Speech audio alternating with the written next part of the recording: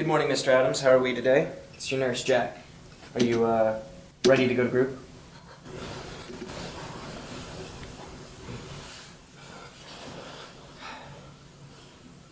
I think you should go. It's an important part of your plan of care.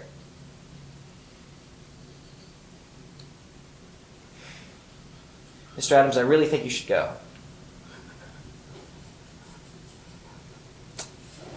All right, I'll be back in a few minutes.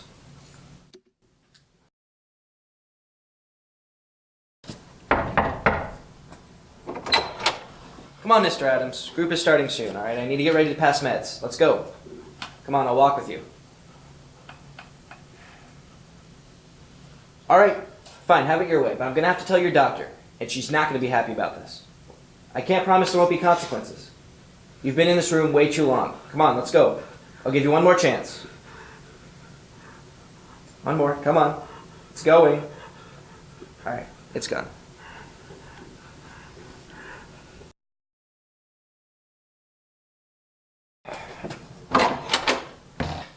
Seriously, Mr. Adams, you're still in bed. Well, community group is over now. New life skills group is about to start. Come on, I'll let one slip but not two. Let's go. Come on, it's time to get moving, sir. Let's go. Mr. Adams, I really don't appreciate being ignored.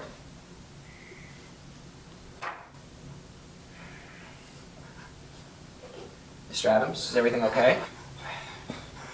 All right, Mr. Adams, I need to talk to you, and you need to take these meds, all right? I understand you don't want to be bothered. Would you rather meet me in the hallway?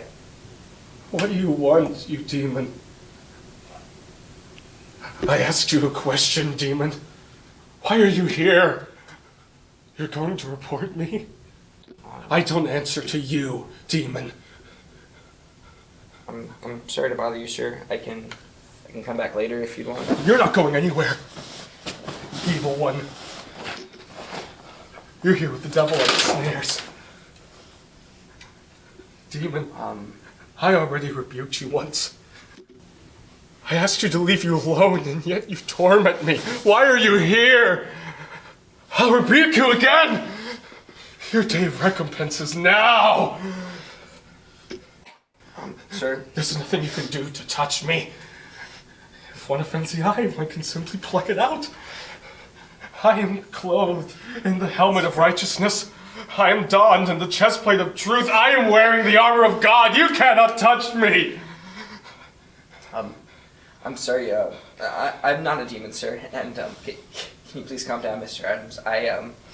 I'm really afraid and scared of the knife you have, sir, and, anything that if you want me to listen to you, I will. I'll listen to everything you have to say, and, I love you, and the whole world loves you, and I'm here to help you, sir, and I don't want to hurt you at all. Shut up!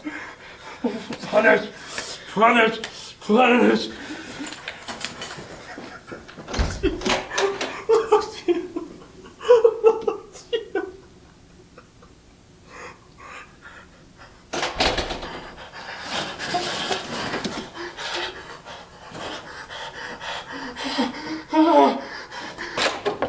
I need assistance here, please.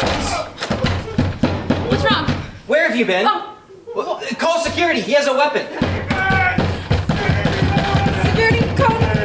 Security code violence. Security code Someone violence. is not doing their job screening these patients in the ED. I mean, first the earbuds and now this. This is the second time in 3 months, all right? I'm calling the unit. What's going on here? Get out of the way. Let me get the door. Where is meds? Get the other patients back in their rooms. Oh, this is bad.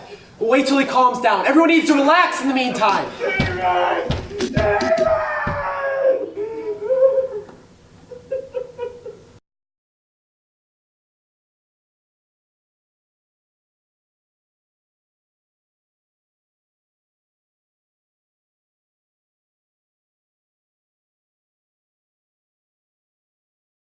Well, I remember hearing a voice before I was taken to the hospital saying they wouldn't check my Bible. So I thought that maybe I could just put it in there. Maybe it kind of looked like a bookmark.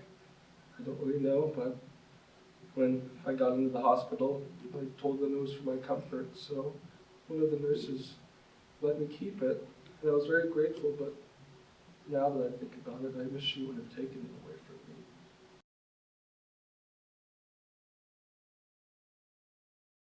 I was hearing voices, and there's still a little bit of whispers, maybe one or two of them talking now, but at a level I can manage.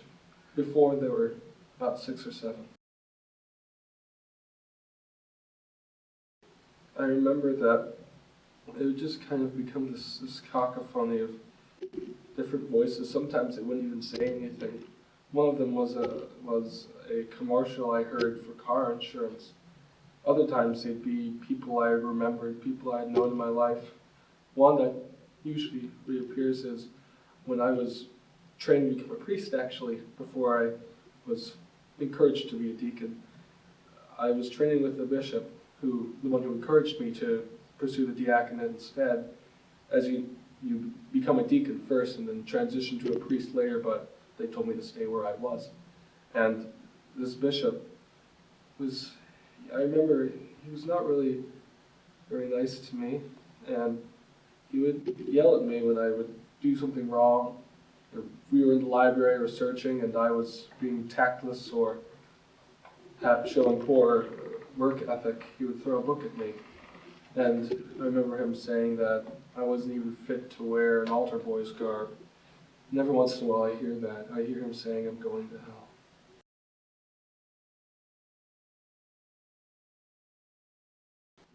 When I'm taking my medication, the voices become very quiet. Sometimes I like to think I'm hearing the voice of God. I don't really know if it is that or just schizophrenia.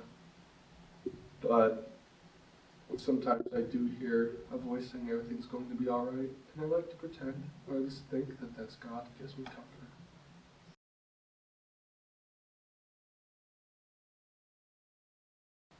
I try to. Sometimes money gets a little scarce, so I cut it in half, and I guess in the past couple of days I hadn't, no, but I try to.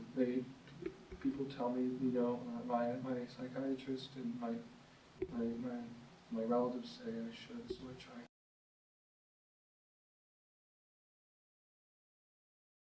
try. I have to save them, like I said. I'm living in a tiny apartment, just a couple blocks from here, and being a deacon and a librarian when I'm not in the church, I don't make all that much money, so I can't really afford to make the medication all the time.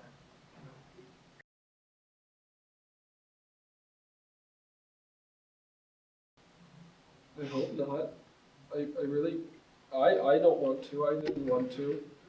I can remember just thinking that he was some sort of demon, and all the voices were telling me to hurt him or to hurt me, so that he couldn't hurt me if I did it myself. I hope not, but I don't really know.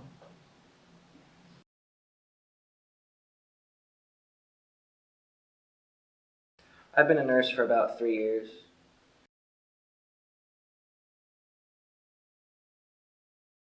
Generally, I felt like it was a pretty run-of-the-mill meeting.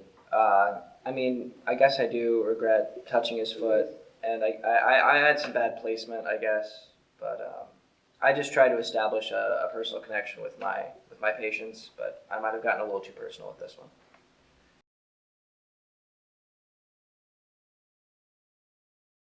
Yeah, I've had safety training before, and I know they've mentioned stuff, not putting the bed between you and the door, but I don't know. I guess sometimes I try to think that I'm above that kind of stuff, but I should have paid more attention.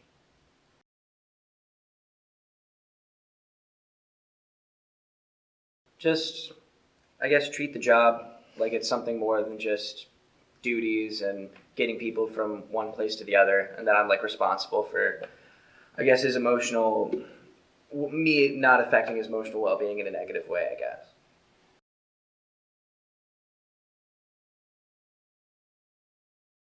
Teamwork. Maybe if there was a security guard nearby, so I could have had help immediately when the knife was there, or just somebody that was around, so I wasn't stuck in here alone with him for so long. That would have been nice.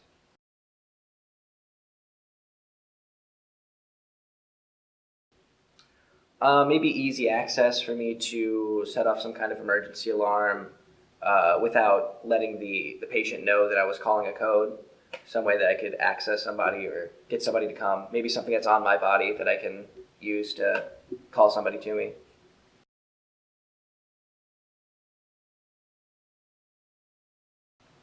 Pretty poorly. We just don't have I don't know, I feel like security's not really always there when we need them, and then I was really flustered because I didn't really know what was going on, but I was just getting kind of screamed at by everyone, which isn't really fair, so.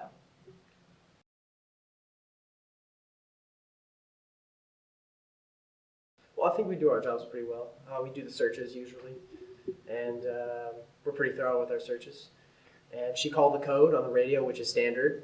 We're supposed to call the code through the radio, and I showed up on time, and I thought we did our job pretty adequately. Didn't the guy have a knife? Well, he did have a knife. Didn't you say you just searched him? Well, he did search him, yeah.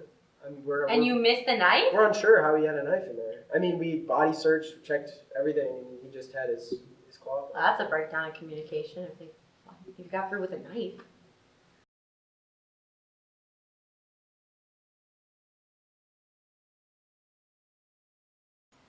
I think screening possessions, yes, but in this case, it was not a security officer that allowed him to carry his Bible in. It was a nurse. It was not a security officer.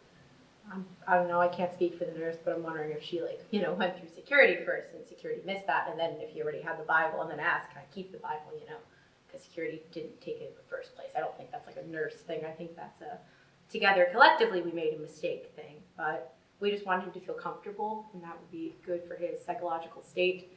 I can't speak on behalf of the nurse, but I think this was just a misstep for everyone on the team.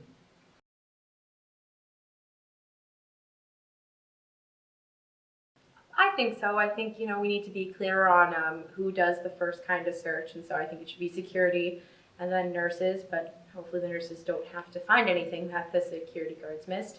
But yeah, if we could all sit down as a team, maybe have another meeting and talk about kind of what the procedure should be so this doesn't happen again, and if it does, we're better prepared.